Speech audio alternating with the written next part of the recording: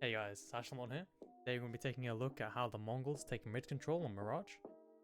Recently they've been dominating teams like Vitality, for example, at EWC, and they've been able to garner a reputation for being one of the strongest Mirage teams in the world. And they've been able to do this by innovating how they take and sustain their mid control throughout the round. You might be wondering why you should even care about taking mid control, and the answer to this question has three answers. The first one is the most obvious one, which is that you want to split through mid.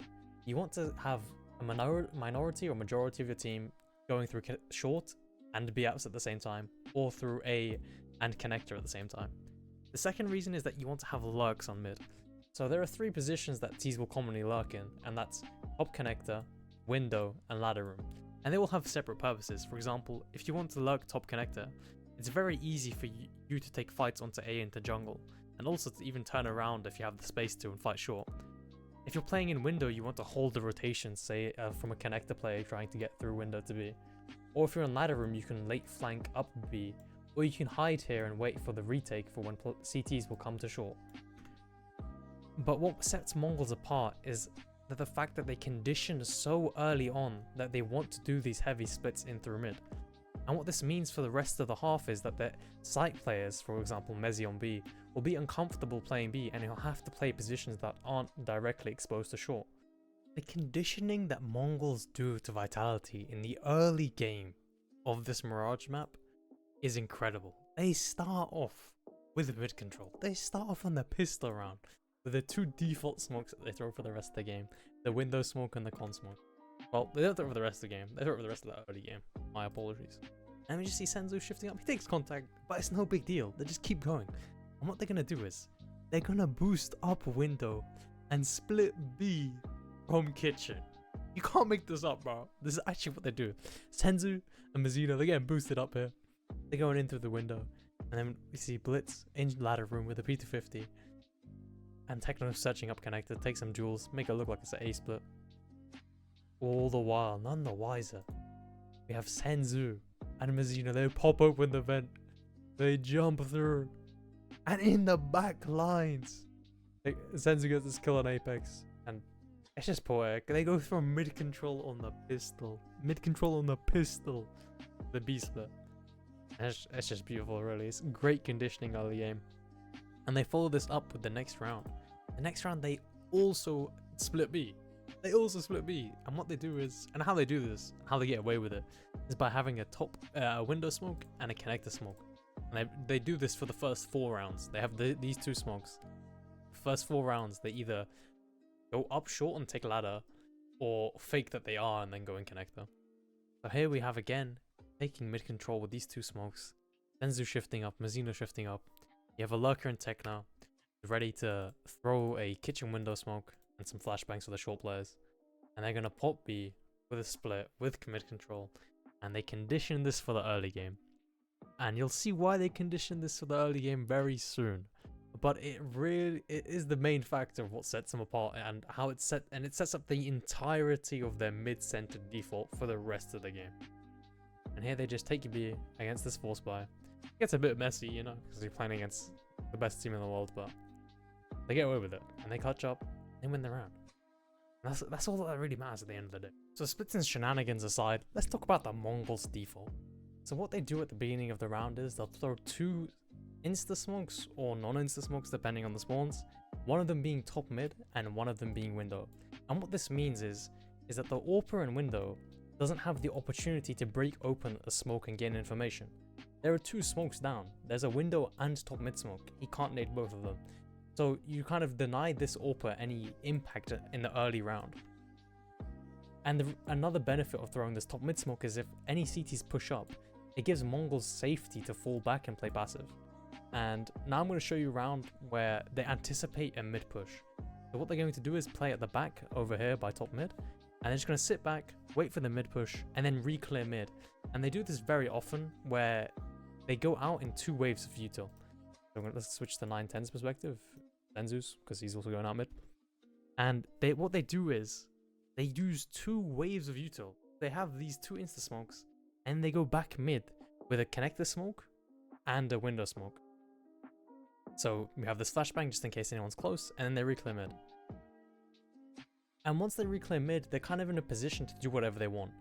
In this game, they have conditioned so heavily that they're going to split short.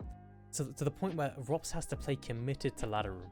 Look how weak Mezzi is right now. I want you to keep an eye on this, because Mongolz are going to exploit this later on in the game. Unfortunately, it doesn't work out for them because they're playing against Mezzi, and Mezzi's one of the greatest players to ever touch the game. Oh my god. But yeah, they take mid, and then they come out mid again, take some fights in case anyone's fighting, spam a bit, and then Blitz is going to come back. He's dropping some util for whatever reason, because they're executing B. And he comes and he smokes connector, and he's going to be the mid luck this round. Blitz, the IGL is also the luck. This is how talented of an individual he is. He throws his connector smoke, there's a 9-10 smoke for window from CT spawn, and he mollies deep short. Now, every time they throw this molly, they've split up B. Like, there's like 3 people going up short. So, it kind of reaffirms to Robs, oh, there's loads of people coming here. So he expects people to be running in.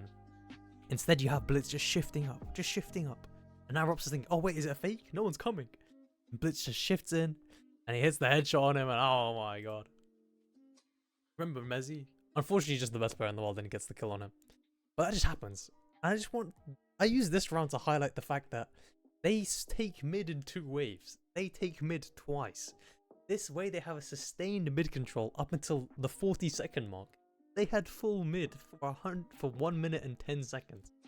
And this is what sets them apart as a Mirage T-side team. They have mid control for such a sustained amount of time where they're able to do anything with it, essentially. Even on rounds where Vitality are pushing up mid, because of that top mid smoke, they're able to just avoid any unnecessary duels and then re-clear mid and throw their second wave of util. And then we just have a clean 3v versus 2 conversion. And it's just beautiful, man. It really is just beautiful. Now, unfortunately, Vitality aren't stupid, and they begin to adapt. And the way that they adapt is by interrupting the second wave of smokes. And when they interrupt the second wave of smokes, it kind of throws off the Mongolz, and they lose 2 rounds. So what we're going to see is the perfect response from Blitz, the genius response. To take mid with the top mid smoke and the window smoke. Puts a little bit of pressure with some nades, and then immediately pop B. Unfortunately, they are once again running into Mezzi. And Mezzi just... I can't... The execution from Mongolz here is poor. This is right off a timeout, so I'm guessing this is an off-spawn call. It's not really well oiled. I'm guessing that's why. But he spots someone. Instead of smoking, you'll see a smoke landing right here from most B anchors.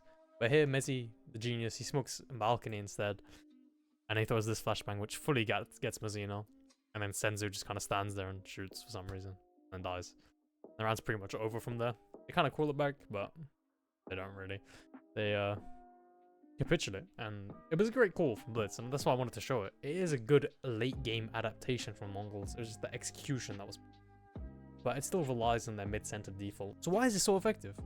Well, their 2-wave approach means that they have sustained mid control for over a minute.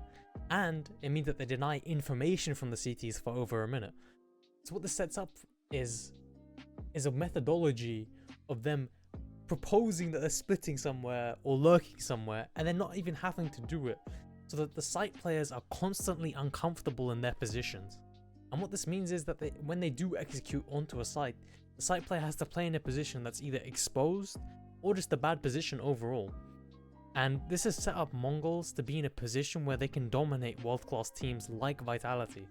And we've seen this with their recent win at EWC, and I suspect they're going to have continued success because of the ability for them to adapt late game like we just saw. And I do think that's a quality of a world-class team, and we are going to see a continued Mongolian era. Thank you very much for watching. Goodbye.